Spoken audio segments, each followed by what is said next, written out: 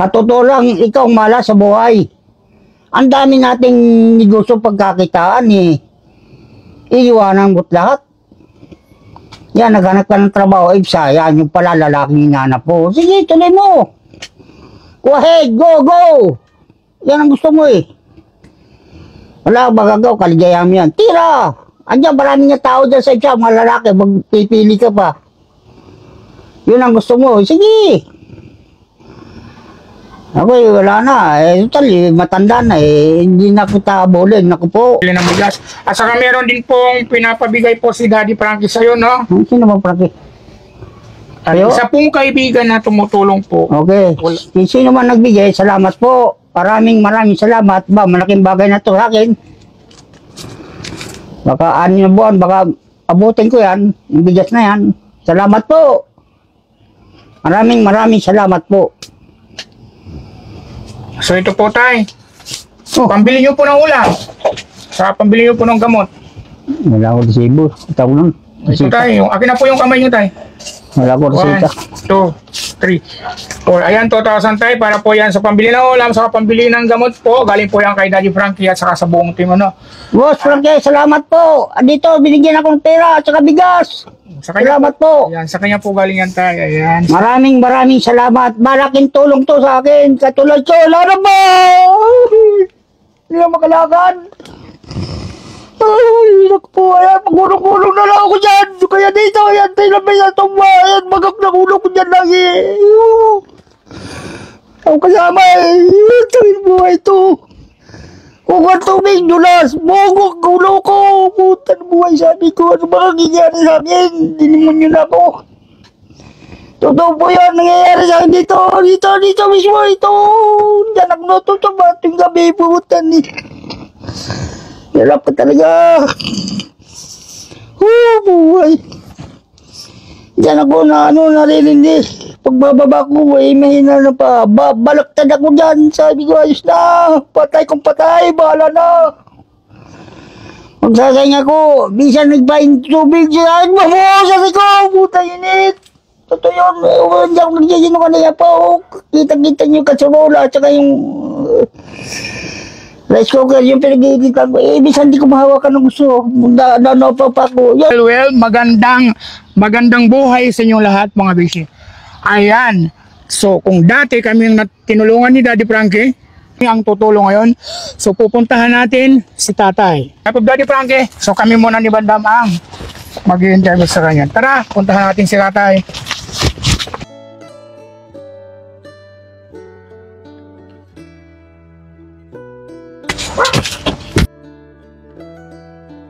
Tao po. Oh, tuloy.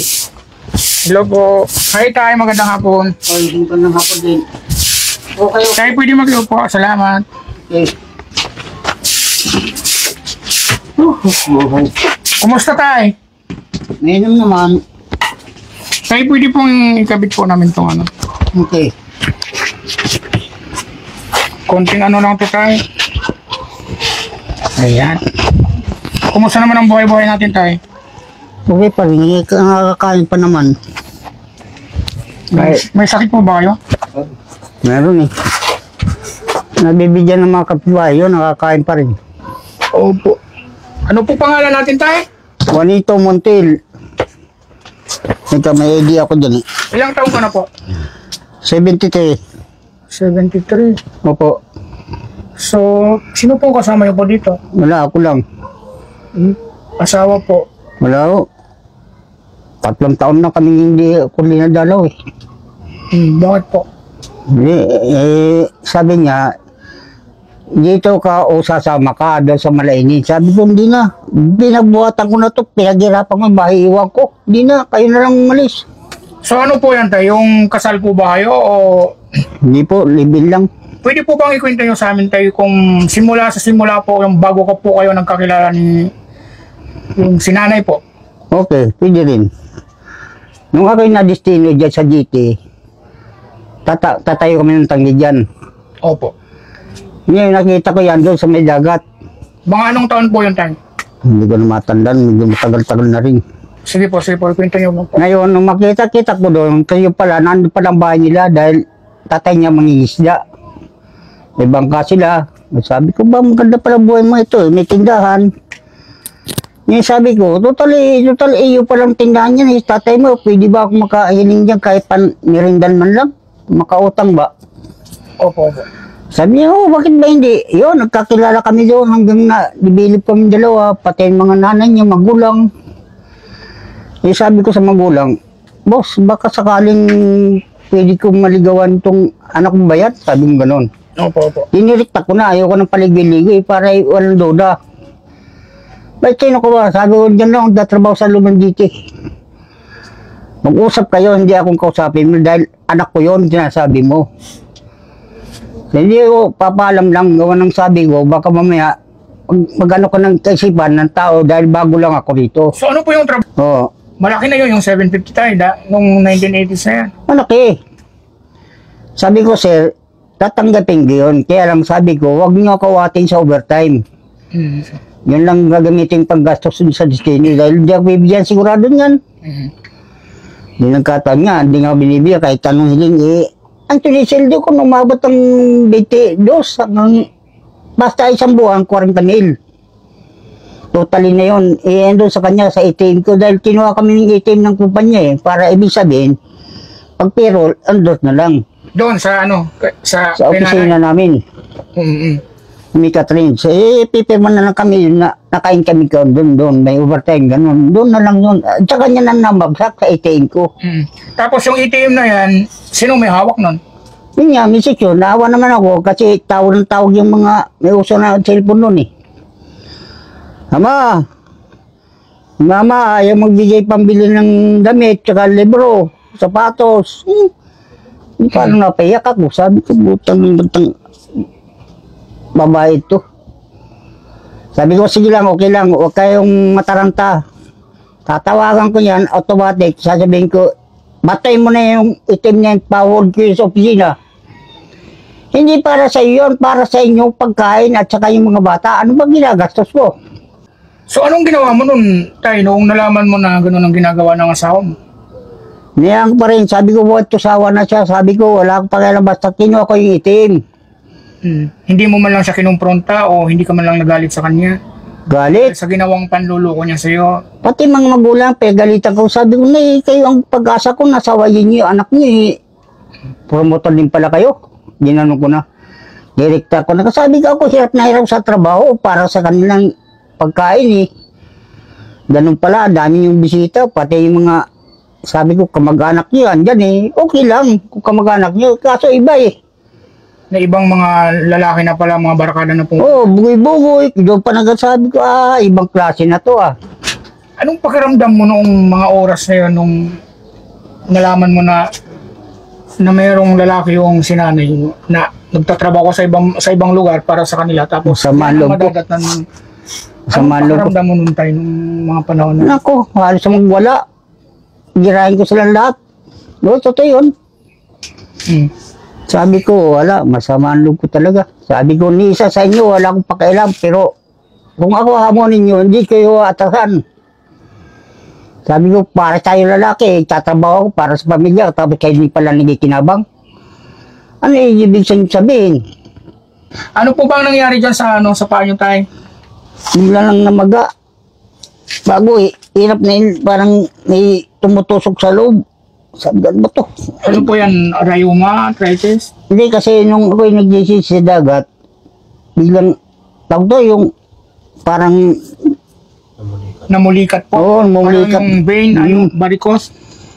Ano yun, may iniinom ka po? Wala nga po Ay, hindi na po kayo makalakad yan.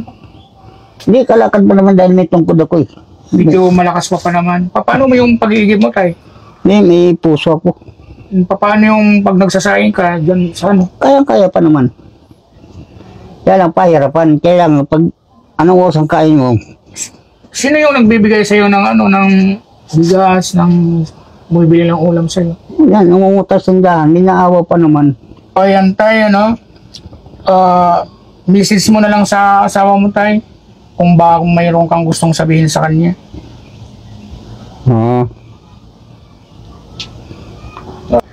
So yan, Tay. Mildred, kung ikaw man may ganit sa akin, ako wala. pasensya ka na at hindi na kita makakausap kahit kailan. Ayoko na dahil ikaw pala ay may asawa na. Magpatuloy mo yan, kaligayahan mo yan eh. Ako wala problema. Kahit ako isa, sige lang. Pero wag mo naman sabihin sa mga anak mo na wag niya paputay mo naman dito dahil ako naman nagparal, ako nagpalaki. Wag ganun. Sakim ka naman na tao. Huwag mo naman ganun, hayaan mo sila kung papasyalin mo. Ayun nga, binili ko ng motor. Saan nyo ginawa? Bibenta mo. Nasaan ngayon ang pera, hindi mo binigay sa mga anak mo. Yan ang ikaw ang sakim, hindi yung mga ikaw ang mala sa buhay. Ang dami nating negosyo pagkakitaan eh. Iiwanan mo't lahat. Yan, naghanap ka ng trabaho, IPSA, yan yung pala lalaking hinanap po. Sige, tuloy mo. Go ahead, go, go! Yan ang gusto mo eh. Wala ka magagaw, kaligayahan mo yan. Tira! Andiyan, maraming nga tao dyan sa IPSA, mga lalaki, magpipili ka pa. Yun ang gusto mo, sige! Ako eh, wala na. Total, matanda na eh. Hindi na kita habulin. Naku po. Hindi na kita mahabol, tsaka hindi na makatakbo. Tira! Wala na tayo. Okay, salamat na nagkaroon din ako ng anak na hilaw. Huwag mo ipagdamot. Ayaw mo sila pumasal. Bakit ba? Huwag mo rin pa siya pagturuan. May isip na mga yan. Ang hirap sa'yo, inaano mo yung mga bata eh. Sino konsensya? Huwag kayong punta doon, matanda na. Huwag niyo kahiya, bakit ba nabuhay kayo ng ganito ang butsura ko? Mali kayo. Matanda man, ano, pero binubuhay kayo. Tama tayo, no? So, ayan tayo, no? Nasabi mo na yung gusto mong sabihin kay nanay at saka doon sa mga bata, saka sa kapatid mo. Tayo, magpapakilala lang po ako. Ako po si Kuya Val. Well, Tapos, ayun po, in behalf po ni, kilala niyo po si Daddy Frankie. In behalf po ni Daddy Frankie. Ayan, may dala po kami ano, para sa'yo. May dala po kaming opo. Ayan, in behalf po sa kanya. Ayan, may dala po kaming regalo po para sa'yo. Ayan, may bigas po kami, tay. parang kilala ko to. Wala na nga yung anak niya. Ha? Baka yan na po yung anak niya, tay. Hindi ah. Ay, ito, tay, para sa'yo po, para hindi na po kayo mahirapan utos pabili ng bigas. At saka meron din pong pinapabigay po si Daddy Frankie sa'yo, no? Sino bang Frankie? At Ayo. isa pong kaibigan na tumutulong po. Okay. Sino man nagbigay, salamat po. Maraming salamat. Ba, malaking bagay na to sa akin. Baka 6 na buwan, baka abutin ko yan. Yung bigas na yan. Salamat po. Maraming salamat po. So ito po, tay. Oh, Pambili nyo po ng ulam. Saka pambili nyo po ng gamot. wala ko resibo. Itaw lang. Ito, tay. Akin na po yung kamay nyo, tay. Wala ko 1, resita. 2, 3, 4. Ayan, 2,000 tay. Para po yan sa pambili ng ulam, saka pambili ng gamot po. Galing po yan kay Daddy Frankie at saka sa buong team, ano. Boss Frankie, salamat po. Dito, binigyan akong pera at saka bigas. Sa kanya Salamat po. Ayan, sa kanya po galing yan, tay. Ayan. Maraming salamat. Malaking tulong to sa akin. Katulad ko, laro ba? Hindi na makalakad. Ay, naku po. Ayan, magulong-gulong na lang ako dyan. Kaya dito, ayan, tayo na ba yan tumba. Ayan, magak na ulong ko dyan lagi. Ang kasama eh. Ito yung buhay to. Kung ang tubig, dulas. Mogok, gulo ko. Puta na buhay, sabi ko. Ano ba nangyayari sa akin? Dinimonyo na ako. Totoo po yan, nangyayari sa akin dito. Dito mismo, ito. Diyan ako natutong bating gabi, puta ni. Hirap ka talaga. Buhay. Diyan ako na naririndi. Pagbababa ko, mahina na pa. Balaktad ako dyan. Sabi ko, ayos na. Patay kung patay. Bahala na. Magsasayang ako. Bisan nagpain tubig siya. Mabuhos ko. Puta init. Totoo yun. Hindi ako nagsasino kanaya pa. Kita-kita niyo kasurula. Tsaka yung rice cooker, yung pinag-iigitan ko. Bisan di ko mahawakan ng gusto. Pa ko. Yan, nabubusa. Nari ko. Higaw ako dyan. Tagay ang kapitbahay eh. Pulis daw ko. Talaga buo sa kulong tubig. Sabi ko, ano ba to? Naploso, patay na. Kaya mo yan tay, laban lang. Kaya nga sabi ko, kung di ako gigilyo, so lahat lang mamatay ako. Sabi ko nabuhay pa. Laban lang tayo tay. Sabi ko, pray lang. salamat, Panginoon. Maraming salamat. Ako'y binibigyan niyo pa pagkakataon. Sabi ko. Kasi ito yan, dyan, bisa lumalitan. Yan ko, doon ako na iririndi dyan. Pagka bumababa, nakuha akong tubig inumin. Ayan tayo, no? Paghahawak ko dyan, dulas ako doon. At balintong, nabuti lagi ang hampas ang ulo ko dyan, oh. Kahit subukan mo bumaba, mahilang ka talaga eh. Opo. Sabi ko, putan. Sabi ko, pinahirapan pa ako. Dapat matulas na kung tutudasan eh. Ginawa ko, inilagay ko pa ako para Hindi naman antimano. po siguro tay, kasi may plano pa po siguro ang Diyos sa'yo tay. Hindi ako. Kaya po binibigyan ka po ng ano. Ito may pa ako. Inilagay ko na, sabi ko, bahala na mamatay eh. Ganun din naman eh. Nahirapan pa eh. Si tatay talaga nagpapatawa pa. Hindi, totoo yan na may mga pako. Lagay ko dyan para pag nadulas ako, matigok na ako. Totoo. O, dahan-dahan tay. Ay, bubuting. Madam, baka madulas ka tay. Dito, okay na po tay. Baka Oo. ano ka po. Ilalagay ko dyan para alimango, itong ma'am, para tulas na ako. Oo nga, totoo yun. Talaga pagbiro pa. Ayan, oh, bababa ko dyan eh. Naman tay. Laking dulas. May mission ka pa po kaya siguro hindi po hindi pinapayagan ni God. Dito na po kayo tayo. Upo na po kayo, no? Ano ko. Kasi hindi na po kami magtatagal. O, sige po, salamat na salamat kay, Sinden, Pangalan. Kay Daddy Frankie po. Frankie Boy, salamat, maraming salamat. Salamat po, talaga. Pati yung pera mo, dito na sa akin, bulsa. Ito na, oh. Inaasahan mo ba tayo na may darating na biyaya po para sa iyo ngayong araw na ito? Sana, kung meron. Hindi po. Inaasahan niyo po ba na darating po kami dito ngayon? Hindi po. Ayan. So, maraming salamat din sa iyo tayo, no? At naibahagi mo yung kwento ng buhay mo. Salamat din sa po. amin. Ayan, mga beshi, mga kababayan, mga kabarangay po.